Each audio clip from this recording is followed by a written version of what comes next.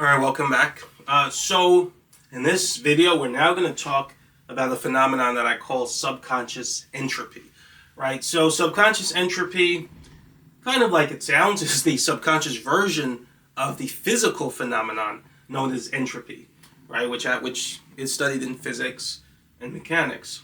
So, there's not really too much to talk about. I felt the need to write on the board for this, so I'm just have these 2 points. I'm pretty much just going to explain everything from just from memory.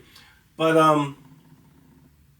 so just to go over this first point, it says subconscious energy is similar to physical energy in that it experiences a form of entropy. Right? So what is entropy in physics, right? Or in the physical world?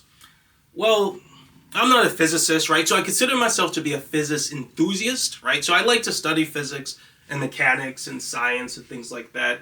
But I'm not a physicist, right? I didn't graduate. I don't have a degree in that field. So some of the things I say may be inaccurate or wrong. However, my understanding of entropy, I know that I believe there's a more, what's the word I'm looking for? Probably a more sophisticated interpretation of entropy, which has to do with kind of the randomness of particles, or I think it's called Brownian motion, right? At you can almost say a microscopic level. I don't know if it goes as far as a microscopic level, but basically at a very low level or super zoomed in level, entropy can be defined in terms of Brownian motion when materials are spreading out in open space. However, I like to think of entropy in terms of the second law of thermodynamics, and then also in terms of highly organized systems, right? So the second law of thermodynamics basically says that heat, or energy in general, but it's usually studied in terms of heat, but energy generally moves or is transferred, right? So energy can't be created or destroyed, right? It's transferred from a place that has higher amounts of energy to a place that has lower amounts of energy. So as an example, if you throw ice in tea, right? Hot tea, right? Energy or heat is going to travel from the ice to the hot tea, right? So the hot tea will get, right? I said it backwards. So heat will travel from the tea to the ice, right? So the tea will get colder because it lost heat that it gave away to the ice, and the ice will get warmer because it gained heat that it got from the hot tea, right? So in other words, heat traveled from the thing that had more energy or more thermal energy, which was the hot tea, and it traveled to the thing that had less thermal energy, which was the ice cube, right?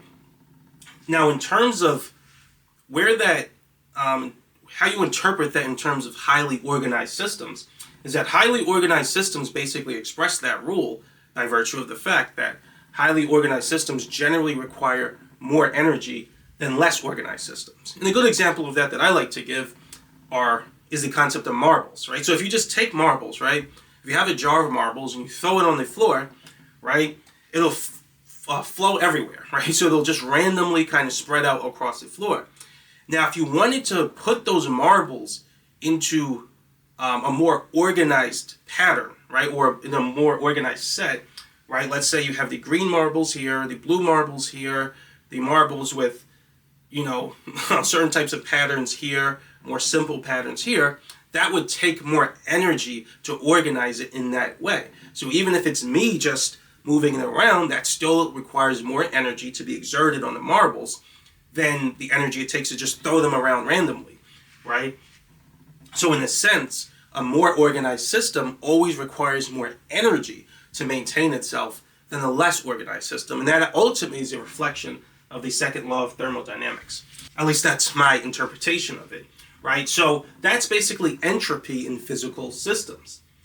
Now, the kind of annoying thing about entropy in physics is that because entropy pretty much it's not entirely an absolute fact that it always moves from higher states of energy to lower states of energy, but it does majority of the time, right? It's not, it's very extraordinarily rare when it doesn't do that, but I believe it's possible. I believe I read that before. However, it's kind of that principle is kind of a little annoying for physics, probably more engineers, because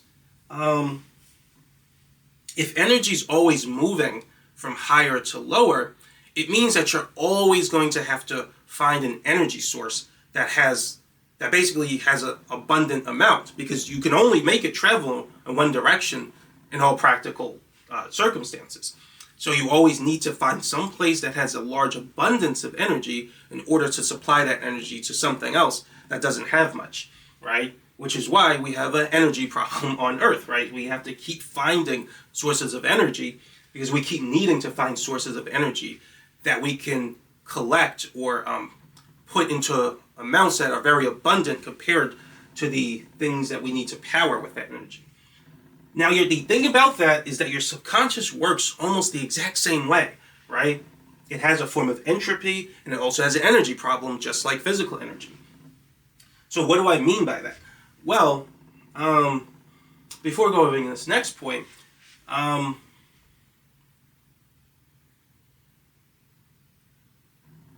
actually, no, let's go over this next point. So the aging problem occurs due to the intermittent nature of transcendental states. So remember what I said in the previous chapter, in chapter 8, or what it was. So I said that when you hold intention for 7 to 10 seconds, right, your mind will start trying to enter a transcendental state, and even if you will basically acquiesce to it and you allow yourself to enter it, your mind can only stay in that state for a couple of seconds, and then it goes back, right? Now that's a property of transcendental states, or you could say it's a property of your subconscious. It can't stay in an excited state in that scenario for a long period of time. It has to go back, and there's nothing you can do to change it. At least I've never figured out a way to stay in that state. It's only through conscious-minded effort. I imagine if people take drugs, I've never taken drugs, but I imagine if they do, they might be able to do that. But assuming you're not taking drugs and you have a healthy brain, simply using your intention, I don't think there's a way to do it. But now also remember what we said about negative memory and positive memory, right? So when you're focused on some subject or some point of focus, when you're in a normal state of awareness, you're storing negative memory. And it means that whenever you focus on that same thing later, right, the more negative memory there is, the harder it's going to be to enter a transcendental state. Now, on the other hand, if you focus on something when you're in a transcendental state, when you focus on it later, or the more positive memory it is, the harder it's going to be to not be in a transcendental state when you focus on that thing later.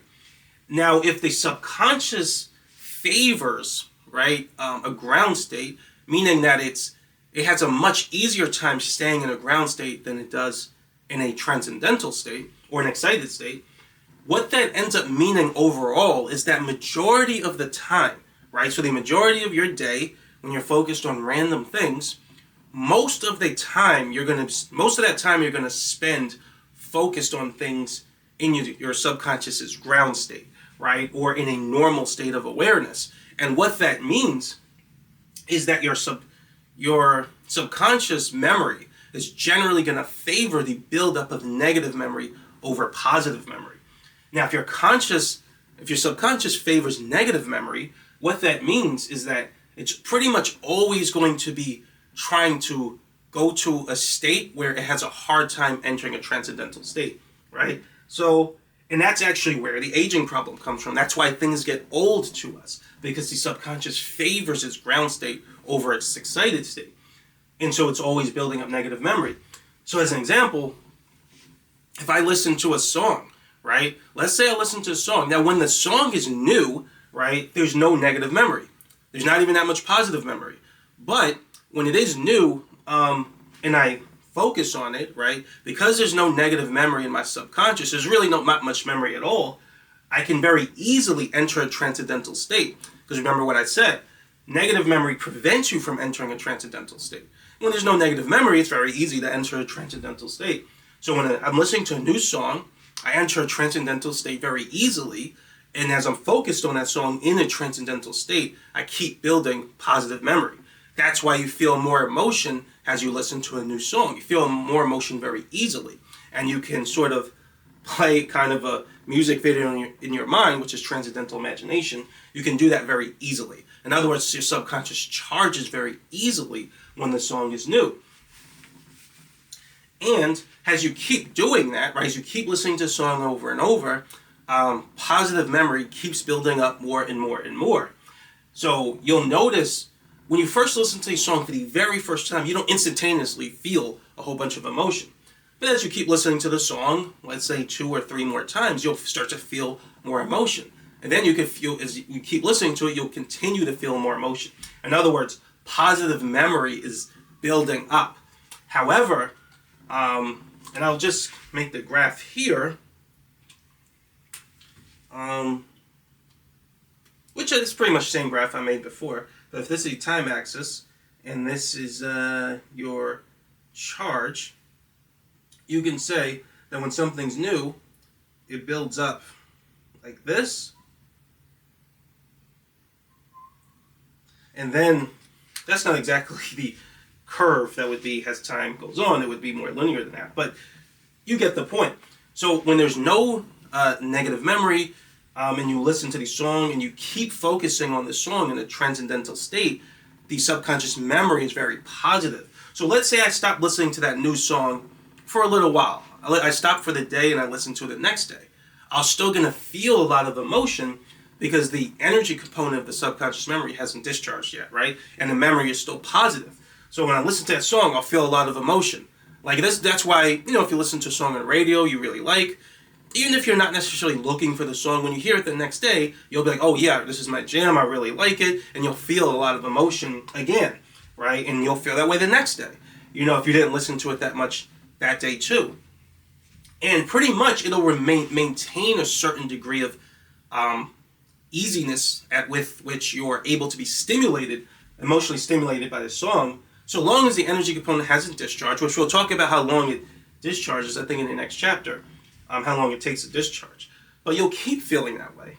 However, as you keep listening to the song more and more and more and more, what happens? Well, eventually, your mind, like I said, it favors the ground state. So even when a song is new, negative memory is still building up because your subconscious favors its ground state, which means you're building negative memory. And what eventually happens is that you start to build so much negative memory that it starts to overtake the positive memory. And this is something I think I talk more about in chapter 11, but there's something called the entropy rate, right? So it's how fast you build up negative memory, which, yeah, I don't know, for some reason I waited until chapter 11 to mention it, but that is something called the entropy rate. So in other words, when you listen to the new song, right, even when it's new and you're very emotionally stimulated by it, you are still building negative memory. You're just also building positive memory too. The negative memory hasn't built up enough to overtake the positive memory. And the positive memory actually has an energy component to it. So the positive memory has the chance to build a lot of energy and become very intense. However, you keep spending more, and as you spend more and more and more time focused on this song, and you also spend more time in your normal state of awareness, you're going to keep building negative memory. And as you build more and more and more, it starts to overtake or overpower your positive memory. And now what's happening is you're starting to enter a transcendental state less and less and less while you listen to the song. And then eventually, the positive memory starts to discharge more and more and more because you're not charging it. And then the negative memory just really takes over when that happens. And eventually, there's so much negative memory that when you focus on a song, now your subconscious has a very strong affinity for just staying in its ground state. And when that happens, you basically can't feel any more emotion when you listen to the song. You barely feel anything, right? And so then you get this part of the curve. So you feel a lot of emotion at first, then it peaks. This is basically when negative memory is caught up to your positive memory. And because positive memory's charges is very effective in the beginning because negative memory isn't there, and not enough negative memory is there to overpower it, and positive memory has an energy component. So you only need a very small amount of positive memory to still feel it very intensely. But once it reaches here, the negative memory overtakes it, and then it starts to grow stronger than it. Positive memory, you start to enter transcendental state less while focused on the song. and then positive memory associated with these songs starts to decrease, and then it just kind of gets stuck there. And this is kind of an equilibrium point. There's still some positive memory, right? You still feel something from the song, but you barely feel anything. And when that happens, the song is basically old to you now. So it has aged, right? And when people reach that point, what they normally do is they look for a new song, right? So they look for a new song that doesn't have any negative memory. So when they focus on the song, they feel a lot of emotion. So they go right back here. They can charge positive memory again until negative memory comes back and the cycle repeats itself. So this is actually what I call subconscious entropy, right? So in other words, subconscious entropy is the principle that your subconscious favors its ground state. So or put another way, your conscious mind spends much more time in a normal state of awareness than a transcendental state of awareness. And as a result, it's always building more negative memory than positive memory over time as you experience things. And so the more and more experience you have with something, the more and more negative memory is always going to build up. And it's always going to be true, so long as it's true that your subconscious favors a normal state of awareness, which that's always going to be true, because you can't stay in a transcendental state for more than a few seconds. You can stay in a normal state of awareness for as long as as far as I know, you could stay in it pretty much indefinitely, right? So you do enter transcendental states throughout the day, things like that. But for the most part, you can stay in a normal state of awareness very easily and for a very long time. So what subconscious entropy means is that you're always going to be gradually becoming less and less emotionally stimulated by something that you're focused on as you have more experience with it. And again, that's why things get old. And that's everything, right? So songs get old as you listen to them more. Movies, they'll get old to you as you listen to them more, as you watch them more and more. When you're in a relationship, when a relationship is very new, right? It's so wonderful and it's so fun and you feel so much emotional excitement. You feel that love feeling so strongly, right? But then when you're with a chick for like 2 or 3 years, right, you don't feel it as much. Why? Because she's the subject. So when you focus on her, the more experience you have with this girl, or whoever you're dating, the more experience you have with the girl, the more negative memory you're building to her. And then eventually when you focus on her, there's so much negative memory that's very difficult to feel almost anything, right? So subconscious entropy is a huge problem with controlling the subconscious and feeling more emotions. And so I think before I mentioned that most people, their understanding of the way emotions work is kind of through the lens of lens of the exception to the rule, I think is what I said. And this is really what I was referring to. Right? In other words, when something's new, that's the one time when there's not a lot of negative memory. That's it, right? And there's really no way around that. You can only sort of get the condition that there's no negative memory when something is new, right? That's the exception to the rule. That's not the rule. And so most people experience emotion and they try to have a good time and they try to enjoy themselves. They keep trying to manipulate the conditions of reality to sort of feel strong emotions, positive emotions, but they keep doing it from this tiny little window, right, of the way emotion works. So this is why a lot of people, even when they're in a relationship, right, and the relationship gets old, they feel this desire to seek a new relationship, right? They want it to be new again because there's no negative memory. With no negative memory, they could charge positive emotions very easily, right? Now, it's very easy to just get a new song or watch a new movie, right? But it's hard to do that in a relationship, right? You don't want to just keep jumping to a new relationship forever, right? There are benefits to having a long-term relationship and being married and things like that. But this is always going to be a problem, right? This same thing happens in sports, right? So I was mentioning before about Anthony Joshua, right? If you keep performing the same activity like sports or creativity, like making music, like I make beats, right? If you keep performing these activities over and over and over again, eventually you're going to develop negative memory to them, or subconscious entropy is going to occur. The activity, which is like a subject, we'll talk more about how that works in chapter 13, but for the moment you can think of activity itself like a subject. So whether it be making beats, whether it be conversation, or whether it be boxing, that activity could develop negative memory, and then it's harder for me to enter a transcendental state of performance relative to that activity. So So this is a problem, right? And basically the reason I call it entropy is because in the same way with physical entropy, right, your physical entropy creates a condition where you always kind of have to go out of your way to find more energy, right? Now, if you can just get energy to move from lower to higher, right? So if you can put an ice cube in a hot tea and get the heat to move from the ice cube to the tea, in that case, the tea would get hotter and the ice cube would get colder, right, after you throw it in the hot tea, then our energy problems would be solved, right? There would be no problem, right? But because you can't do that, you always have to find more energy so that you can power some system. And subconscious entropy is similar in that when you're constantly focusing on different subjects, right, they're constantly developing negative memory. It doesn't matter what it is, everything you focus on throughout the day is always developing more and more and more negative memory over time, right? If you could just prevent that from happening, right, so that you can develop more positive memory, then when you focus on something, your energy problems would be solved, right? You could just develop more positive memory and feel more and more and more emotion as you have more experiences with the thing rather than less, right? So that's why I call it entropy, because it kind of represents the same problem emotionally or subconsciously as it does for physical systems, right?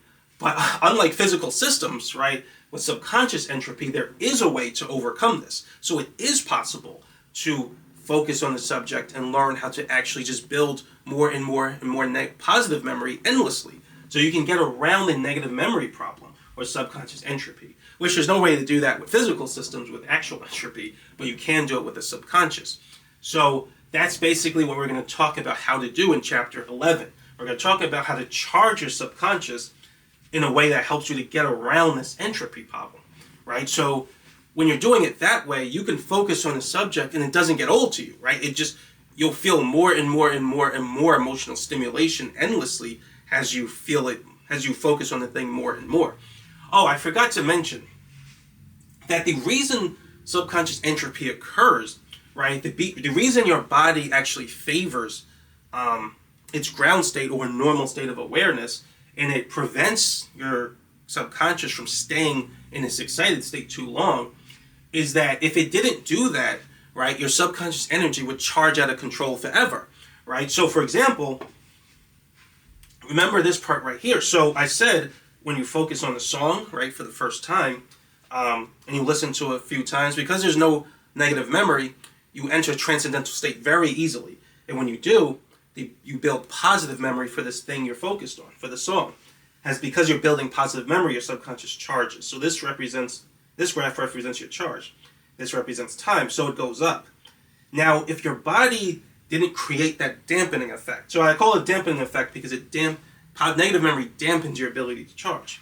If it didn't do that, it would just do like this, right? It would do that endlessly forever, and it would never stop.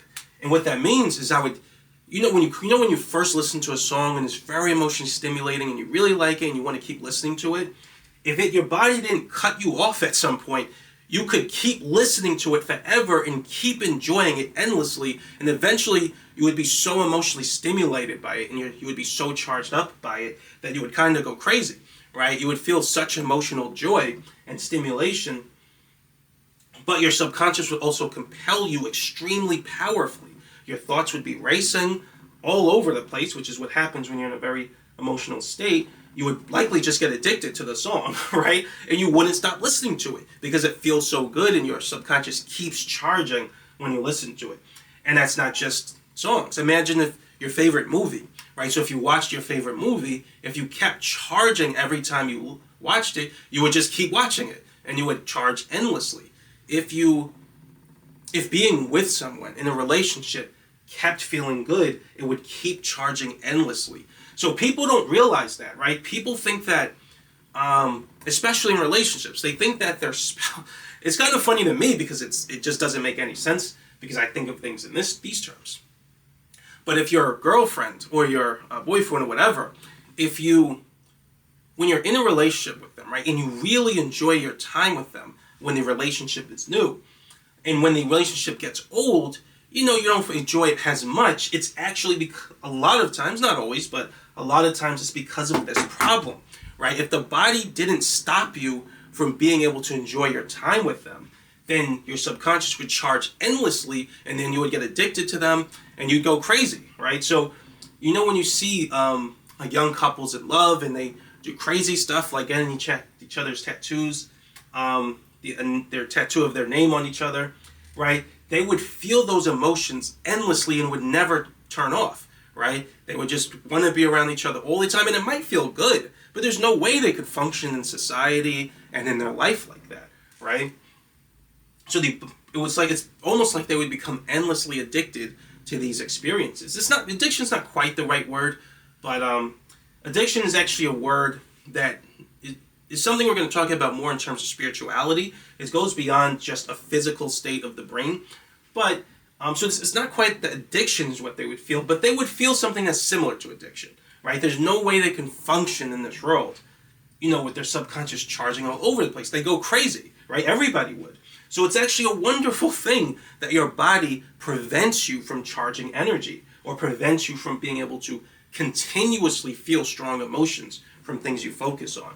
And so in relationships, people always think it's their spouse changed or did something different that's preventing them from feeling more emotion. Like I said, sometimes that might be the case, but I'm willing to bet the majority of the time, no, that's not true. There's nothing your spouse or your girlfriend can do to stop this from happening, right? This is a good thing your body does. And it has nothing to do with who you're focused on. It's going to happen for everybody you focus on. Every friend, every song, every movie, every sports game, every video game, every anything that you enjoy, your body makes sure that you can't keep charging it forever. If it didn't do that, you would go crazy, because everything would charge endlessly. Now, what I'm going to teach you guys how to do is how to get around this problem. But it's still difficult enough and tricky enough to do that you can control the process, right? So you're not going to end up in this situation where you're charging forever, right? In fact, once you've noticed that you charged a lot of energy, right, and you kind of want to stop, because that happens to me when I charge so much, I'm like, okay, I can relax now. Like I said before, the only one that I don't know that I've experienced that with is when I'm connecting to God, right? That feeling is so amazing, right? I kind of have to stop because there's things I have to do. But yeah, if it were up to me, I would just charge that feeling endlessly. I would never stop. But anyway, so yeah, I'm going to teach you how to charge energy. And then, if you charge too far, you can stop. The energy starts to discharge, and you can go back to close to a normal state of awareness, and then your mind is not all over the place. There's something I call subconscious volatility, but I think we talk about that in the next chapter. Yeah, the next chapter, chapter 10. But yeah, I think that's pretty much it. So yeah, subconscious entropy basically describes your subconscious tendency to always favor, it favors a ground state, which means that it's always having a hard time to charge, charging up the more and more and more experience it has with a particular subject, right? So, which causes people generally to continuously seek new things or new experiences in order to charge emotion. And as people, just one other thing, so as people get older, right, so it's kind of like I said, children don't have this problem almost at all, right, because everything's new to them. So they could charge super easily, right? Very little negative memory builds up for them. Now, it will still build up in certain ways. Let's say they listen to a song over and over. Yeah, that song will get old. But overall, everything is so new to them, right, that this is not nearly a problem that it is for adults, right? So as you get older as an adult, like teenagers start to experience this problem a little bit more, but as they're transitioning from children to teenagers, they'll be in more new circumstances related to responsibility and growing up and being in new social circumstances. So those circumstances are still new to them, which means that their subconscious starts charging very easily in those circumstances. And then as they become an adult, so when they're in their 20s, they also experience new circumstances related to responsibility, things like that. So this is not as much of a problem, but it's as older adults, but it's still becoming more of an issue even when you're in your 20s. It's just less of an issue when you're a teenager compared to 20s. It's less of an issue in teenage years compared to when you're a child. And then when you're in your 30s, right, like me, right, it becomes more of an issue. And it keeps you... I don't think it becomes more of an issue. And I used to wonder this. Does it... Because I'm not that old yet to answer this question. But I wondered if subconscious entropy endlessly becomes an issue, right, as you get older and older and older. But as I observe older people, older than me, I don't think so. I think it tapers off at a certain point where, your entropy is not making it harder for you to experience emotion with the things you focus on, right? Past a certain point. So it reaches kind of a certain point, then tapers off. Then it's the same no matter what age you are. I would guess I'd probably say around 33, 34, maybe around there.